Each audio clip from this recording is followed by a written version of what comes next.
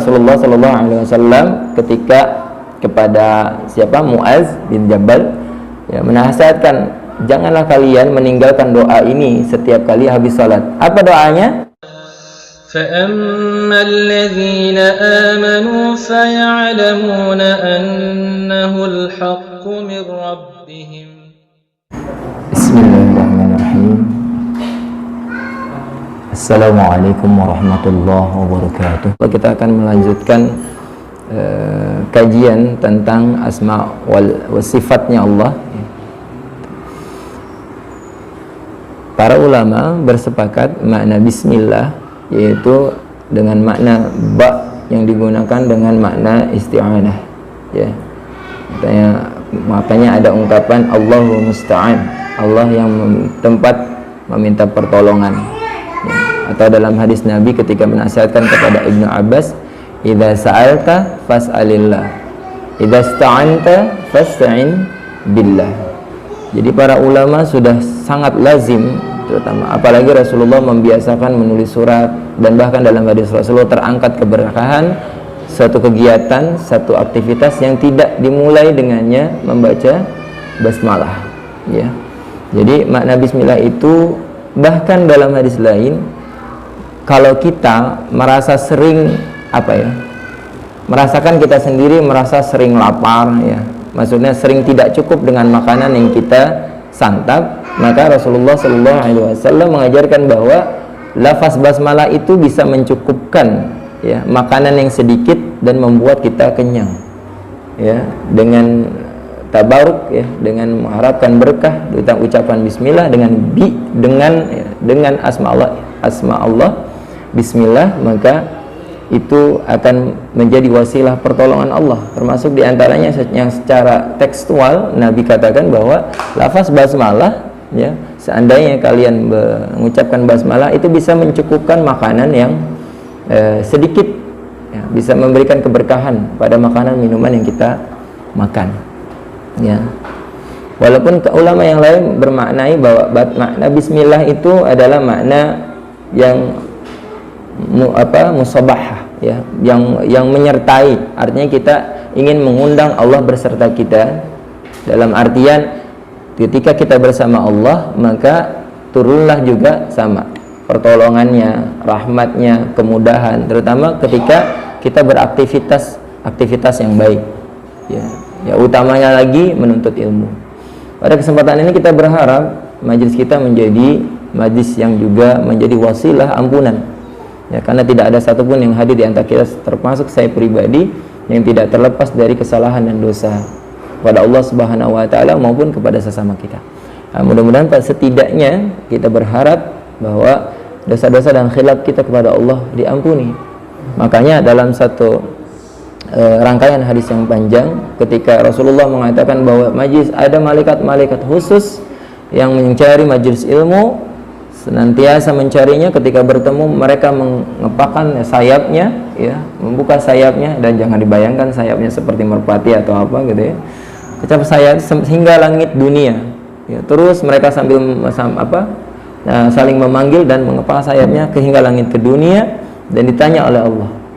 Nah, kalau ada kisah baik dalam Al-Quran maupun dalam hadis ketika sifatnya dialog, apalagi mengatakan Allah bertanya pada malaikat, ini orang-orang sekuler atau orang-orang yang ateis kadang-kadang memanfaatkan, berarti Allah nggak tahu, masa harus bertanya dengan malaikat.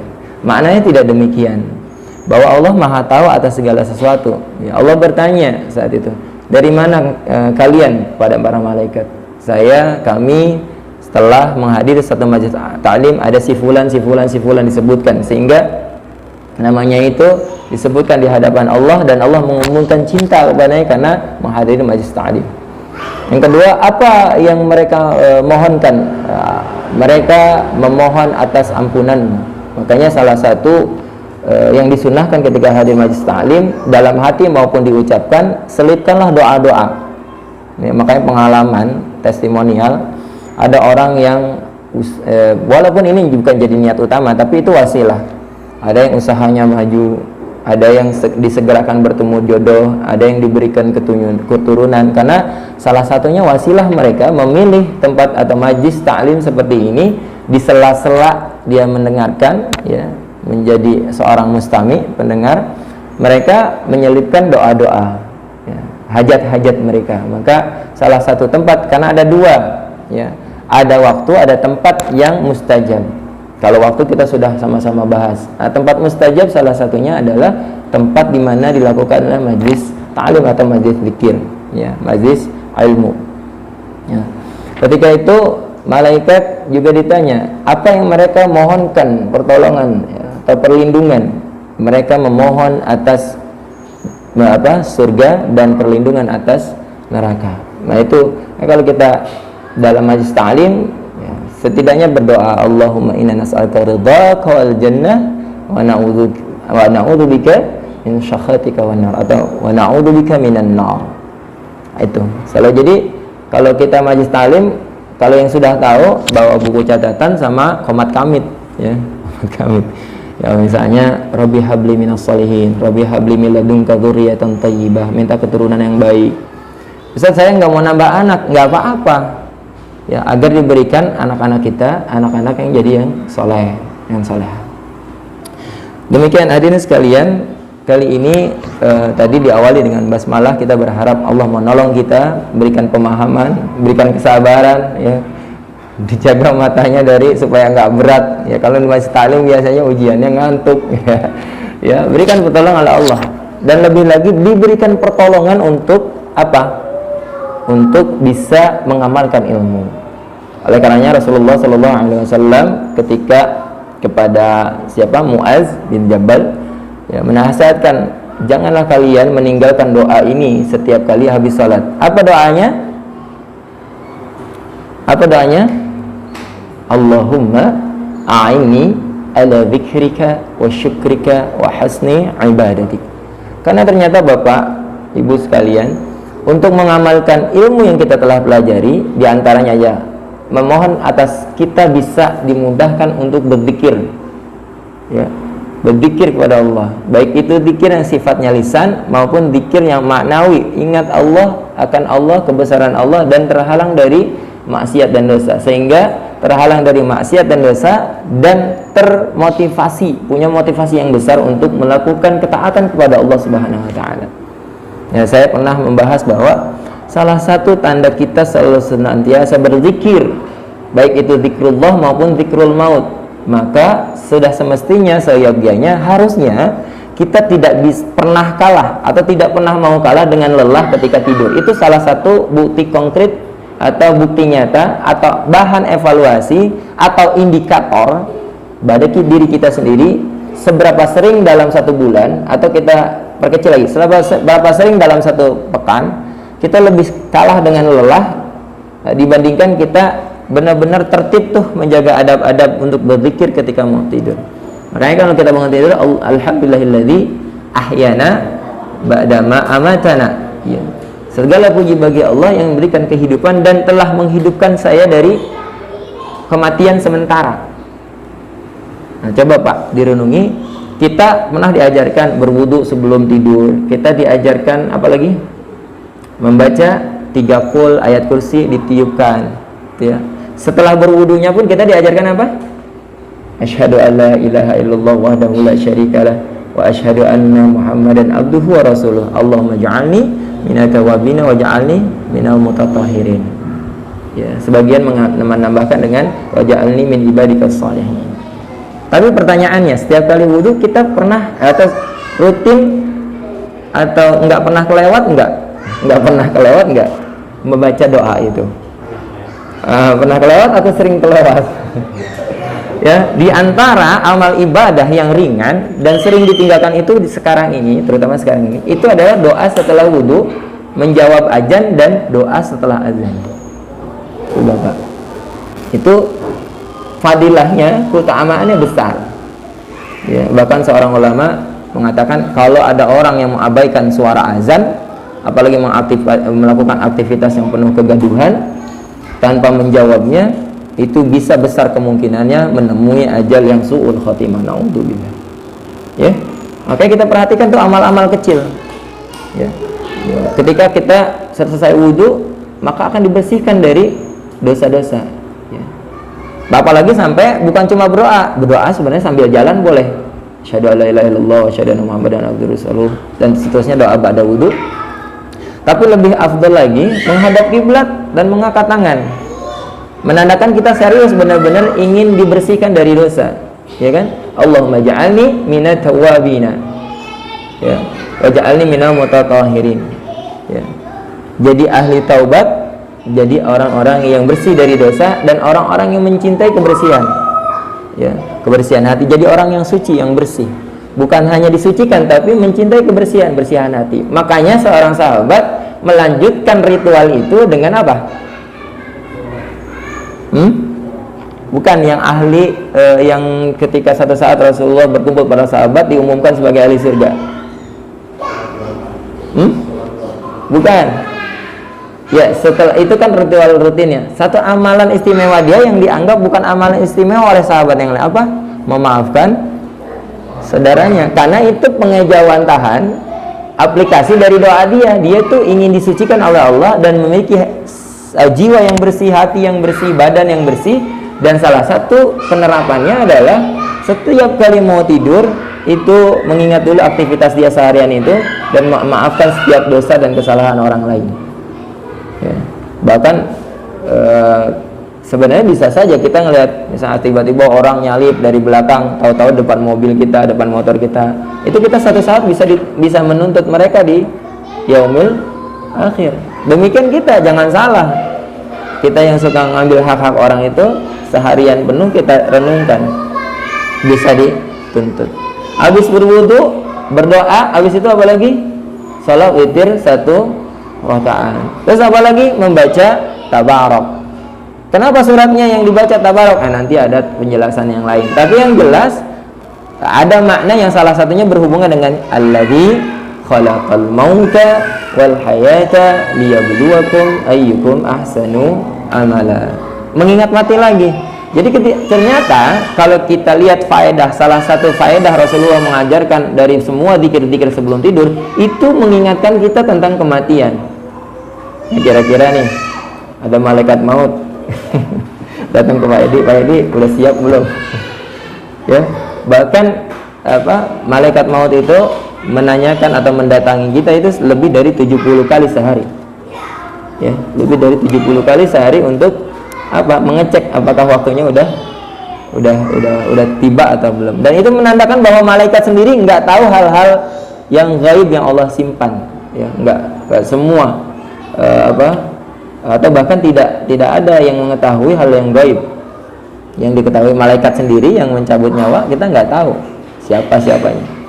Nah, kemudian habis itu apa? Habis sholat witir dan 1 rakaat, kita disunahkan untuk membaca atau meruqyah. Baca ruqyah diri karena ini penting. Ya, di antara banyak orang yang juga berkonsultasi sama saya mendapatkan gangguan, sering ketemu dalam mimpinya sosok-sosok yang menyeramkan, sering mimpi terjatuh, sering mimpi buruk, dikejar ular, dililit ular Itu alhamdulillah setelah meruqyah diri dan tidak hanya berpengaruh sama tidurnya, tapi berpengaruh sama semangat ibadahnya. Tahajudnya, subuhnya, baca Qur'annya. Semua orang, hampir setiap orang mungkin mudah saja untuk bangun. Tapi untuk melek lagi ya, ada juga yang udah mandi aja kadang-kadang tidur lagi. Berat untuk melakukan qiyamul lail. Ya. Ini bapak-bapak sekalian yang yang seharusnya kita insafi bahwa semakin kita ingat akan kematian, semakin kita seharusnya istiqomah melakukan ritual-ritual atau adab-adab yang diajarkan Nabi. Makna Ar-Rahman Ar-Rahim, ya, sebenarnya dalam secara bahasa sama dari kata rahmah, ya, dari kata rahmat. Cuma perbedaannya Ar-Rahman itu lebih kepada sifat pengasih. Makanya salah satu sifat Allah yang tidak dinisbatkan kepada makhluk lain dan tidak boleh, ya. Makanya kita kalau punya anak, para ulama sebagian besar melarang untuk memberi nama anak tunggal misalnya, apalagi maknanya Rahman. Kenapa? Anak itu hanya untuk dinisbatkan nama Allah. Bahkan Abdurrahman pun kalau bisa dihindari. Kenapa? Karena sebagian orang Indonesia jarang yang Abdurrahman manggilnya Abdul, tapi manggilnya Rahman. Nah itu. Nah, mending kalau man doang atau maman ya gitu. Itu sebagian ijtihad ulama yang menyimpulkan tidak boleh. Beda dengan Ar-Rahim. Bahkan Rasulullah Shallallahu Alaihi Wasallam digambarkan sebagai sifatnya Rahim ya dalam surat At-Taubah. Ya.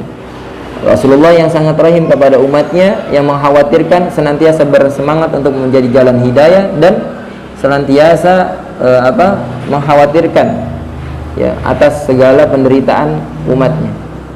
Itu. Tapi kalau Ar-Rahim ya, Ar-Rahman itu hanya mutlak milik Allah secara luas dan lebih agung. Kenapa? Karena tidak ada manusia yang bisa menanding atau meniru, bukan tidak sama sekali ya, tapi tidak bisa secara sifat meniru sifatnya Allah. Tapi kalau dalam aspek dan kacamata keimanan, kita harus bisa untuk semaksimal mungkin menirunya. Kenapa? Mana Ar-Rahman itu nggak pilih tebu, nggak pilih-pilih, ya nggak pandang bulu. Makanya disebutkan bahwa Ar-Rahman itu, ya Allah yang Maha Rahman itu bahkan sampai orang-orang kafir tetap diberikan rezeki. Ya. Bahkan sampai orang-orang kafir tetap diberikan rezeki. Orang-orang yang berdosa tetap diberikan kesempatan. Ditunggu atasnya untuk bertobat dan seterusnya. Tapi kalau Rahim itu adalah makna khusus cinta dan kasih sayangnya Allah diberikan kepada manusia yang hanya manusia yang beriman dan taat. Maka untuk mendapatkan rahimnya Allah diusahakan dari apa? Dari ketaatan kepada Allah Subhanahu wa taala. Nah, adapun beberapa teladan ya, saya kutip dari beberapa perkataan imam atau perkataan para ulama. Yang salah satunya adalah Imam Al-Ghazali ya, itu pernah mengatakan bahwa orang yang mengasihi atau sedang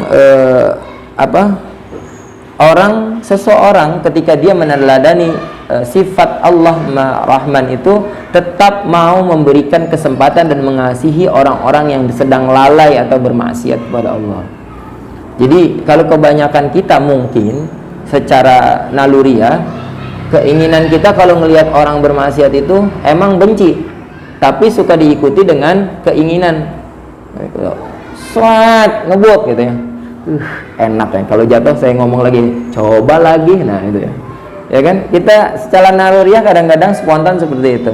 Ya, kalau melihat, jangankan ke orang lain ya, kadang-kadang ujiannya ya, yang kita bisa rasakan bersama, mendidik anak saja ya, itu kalau anaknya udah bedegong, bangor, keblinger gitu ya, udah bener-bener bangor lah, udah bener baong gitu, itu kadang-kadang suka terbesit dalam hati, bahkan terucapkan dalam amarah kita atas mereka kecelakaan, misalnya atas sumpah serapah, cacian, makian dan seterusnya. Nah, maka konsekuensi dari ketauhidan kita meneladani sifat rahmannya Allah, seharusnya kita bisa menjadi orang-orang yang sabar, menjadikan orang-orang yang tetap berakhlak baik kepada orang-orang yang saat ini mungkin belum memiliki ketaatan atau masih bermaksiat kepada Allah. Ya. Makanya ketika Nabi Musa diutus bersama Nabi Harun kepada Fir'aun yang begitu jahat, udah luar biasa lah, mungkin saat ini aja belum ada yang menandingi kejahatan dan dosanya Fir'aun. Tapi Allah mengutus Nabi Musa dan Nabi Harun untuk mengatakan nasihat-nasihat yang layyinah, ya, kata-kata yang lemah lembut, kata-kata yang sopan dan seterusnya. Ya. Yang kedua, memalingkan mereka dari keadaan atau dari kondisi yang lalai dari mengingat pada Allah dengan cara memberi nasihat kepada yang halus dan daripada nasihat-nasihat yang mencaci atau bahkan sindiran. Kadang-kadang kita berdakwah tapi dakwahnya lebih dekat dengan sindiran, bikin statusnya sindiran, ya, sindiran. Ya. Kita mau mereka berubah tapi kita lebih menggunakan kata-kata dengan menyindir. Yang ada orangnya bukan tersentuh, tapi malah yang ada apa? Yang ada balas status lagi, nyindir, balas lagi, nyindir gitu. Jangankan kepada orang atau tetangga, para pasangan suami istri aja kadang-kadang untuk menasehati itu nggak berani ngomong langsung. Ya, sindir-sindiran di status, bikin tulisan di status, postingan di Facebook dan seterusnya. Nah, ini menghindari, makanya bil hikmah wal mau'izatil hasanah. Itu. Yang ketiga, memandang pada para pelaku maksiat dengan pandangan merasa kasihan dan tidak menghina. Ya, menganggap sebagai setiap maksiat yang terjadi di dalam alam ini adalah seperti yang dilakukan oleh dirinya sendiri, atau mereka merasa bahwa dirinya justru jangan-jangan lebih dari orang-orang yang sekarang sedang bermaksiat. Ya. Yang selanjutnya, ketika kita mau meneladani sifat ar-rahimnya Allah, yang pertama berusaha sekuat tenaga menghilangkan kesulitan orang-orang yang membutuhkan. Makanya dalam hadis-hadis yang banyak dibahas ya ketika momen-momen hijrah itu, hadisnya Abdullah bin Salam ya, afsus salam wa at'imut ta'am wasilul arham ya wa sallu bil laili wan nasu niyam ya. Maka ketika itu ada 4 nasihat Rasul, maka tadkhulul jannata bisalam ya, maka akan masuk surga dengan penuh keselamatan. Salah satunya at'imut ta'am ya, senantiasa mempunyai kepekaan terhadap saudaranya, terutama hal-hal yang sifatnya basic need ya, kebutuhan utama. Nah, sekarang sudah alhamdulillah sudah banyak yang melakukan santunan, melakukan Jumat berkah dan seterusnya. Yang kedua, tidak abai terhadap orang miskin ya, dan ataupun tidak memiliki kemampuan untuk memberikan harta ya, infak secara material, maka dia akan melakukan atau mendoakan. Nah, saya sering mengajarkan kalau tidak hanya mendoakan yang memang jelas dari Allah maghfir lil muslimina wal muslimat wal mu'minin wal mu'minat, Allah maghfiril islam wal muslimin dan seterusnya. Kita setiap kali menemui orang ya, atau misalnya pedagang yang kelihatannya susah, yang kelihatannya ngumpulin, kalau menurut kita gitu ya, ngumpulin receh 2000 500 keuntungannya ya, jualan coet, datangnya dari Sukabumi misalnya, jalannya berapa, ongkosnya berapa, untungnya berapa, kita doakan Allahu ya barakallahu lahu, semoga keberkahan atas dia dan seterusnya, dengan segala doa-doa yang kita lantunkan. Jadi kalau kita misalnya punya kepekaan seperti itu, dan itu bentuk al-wala ya, bentuk dari loyalitas dan solidaritas kita terhadap kaum muslimin. Jangan menjadi orang-orang yang pelit bahkan untuk mendoakan saudara kita, atau jauhlah misalnya orang-orang yang berdagang yang ditemui di jalan, pengemis, kita doakan. Ini tetangga aja. Coba Pak kita renungkan, berapa sering selama kita bertetangga kita pernah membawa doa kita untuk tetangga kita yang kesulitan, misalnya sakit, menaun gitu ya. Ada yang belum ke musola, ada yang belum doyan baca Quran, ada yang belum rajin ke masjid, kita doakan. Atau ada yang memiliki keburukan, bahkan orang-orang yang membenci kita, coba kita renungkan berapa sering. Dan itu jangan main-main dan jangan diabaikan, karena itu bentuk aplikasi dari konsekuensi kita mengucapkan syahadat. Ketika kita sudah asyhadu an la ilaha illallah, salah satu penerapan dan beban, bukan beban ya, pensyariatan yang dibebankan kepada kita itu adalah mendoakan. Mendoakan kalau tahajud. Ya, saya pernah menjelaskan, bahkan harusnya kita lebih termotivasi lagi, lebih sering mendoakan orang lain, karena bisa jadi kalau doanya untuk diri kita belum tentu diijabah. Tapi ketika kita mulai peka dan empati kepada orang lain, ada selalu malaikat yang mendoakan. Ya, wa dzalika mithlu dzalik ya. Ya, walaka mithlu dzalik. Dan atas kamu doa yang sama buat kamu yang juga yang serupa seperti itu. Luar biasa. Ya. Makanya ya sekali lagi kita menjadi lebih lagi peka dan coba kita evaluasi untuk saudara kita, untuk adik kandung lah, sebelum tetangga, kerabat kita, mendoakan. Sebelum kita memang mungkin untuk sebagian orang masih berat untuk memberikan nafkah secara material atau infak secara material. Nah, itu mungkin kajian singkat mengenai sifat Ar-Rahman dan Ar-Rahimnya Allah. Dan mempelajari ilmu ketauhidan itu salah satu wajib ain ya. Kita mempelajari apa sih makna syahadat yang kita ucapkan, apa sih yang terutama mungkin bisa dimulai apa sih yang terlarang, karena lawan dari ketauhidan itu kesyirikan. Nah, kalau kita tidak mau belajar, maka dosa atas kita adalah ketika kita ketidakmauan.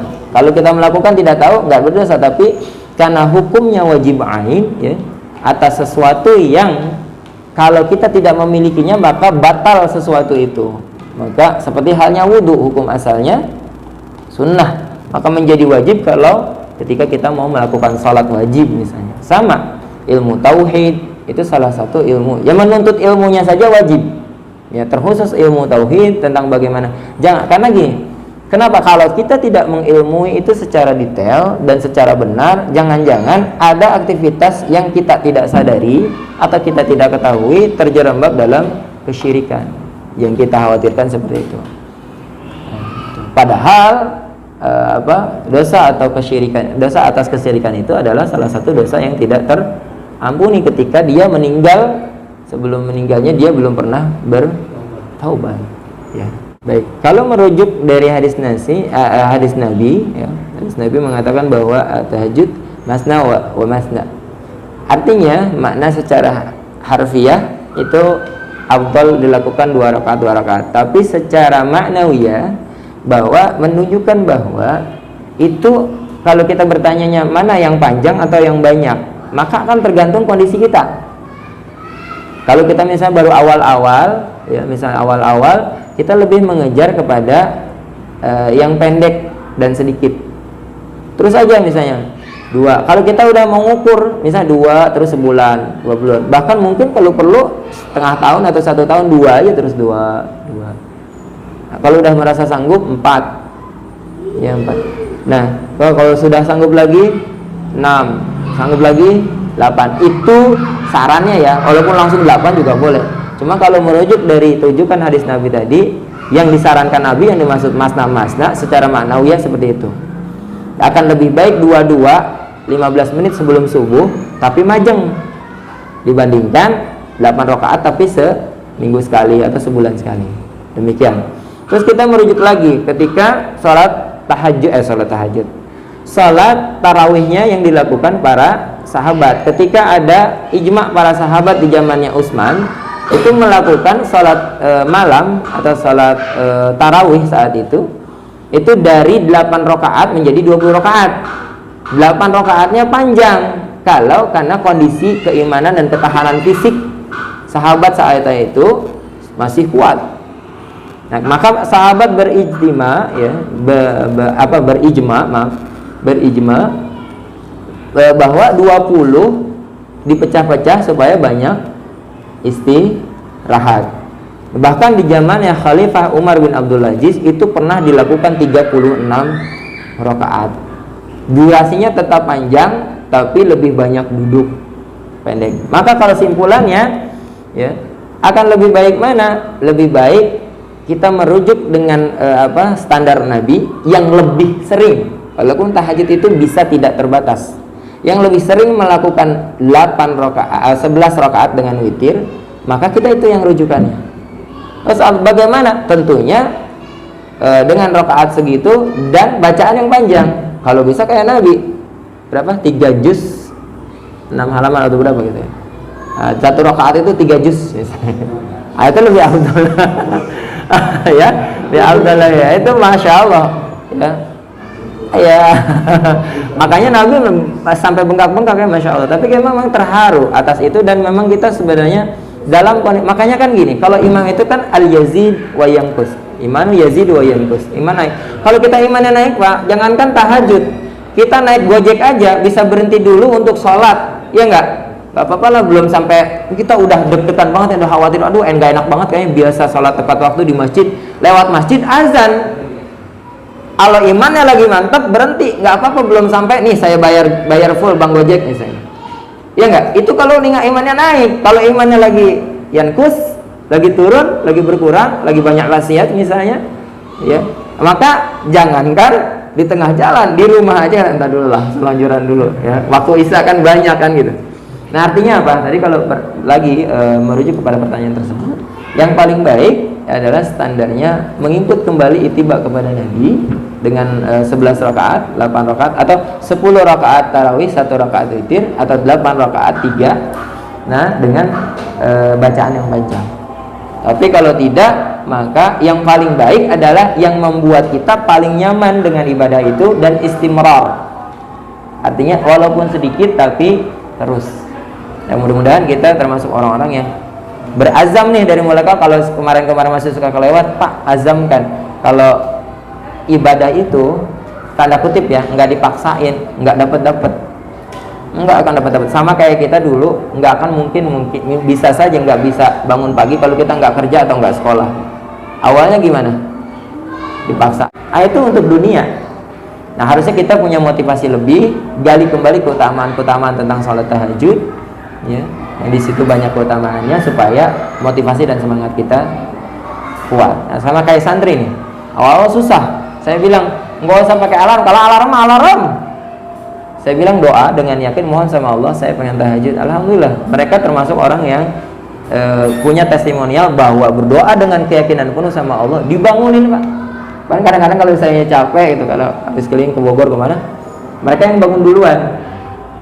Terlepas kadang-kadang ada yang suka tidur lagi ya, tapi yang jelas ada yang sampai udah mandi pun tidur lagi ada ya gitu. Tapi yang jelas artinya poinnya satu, berdoa penuh keyakinan kepada Allah Subhanahu wa taala. Yang kedua tadi mudah-mudahan salat tahajudnya terjawab, afdhaliyahnya seperti apa. Yang afdal adalah merujuk kepada perbuatan Nabi, salat 8 rakaat witir, 8 rakaat tarawih, tahajud 3 witir dan dengan bacaan.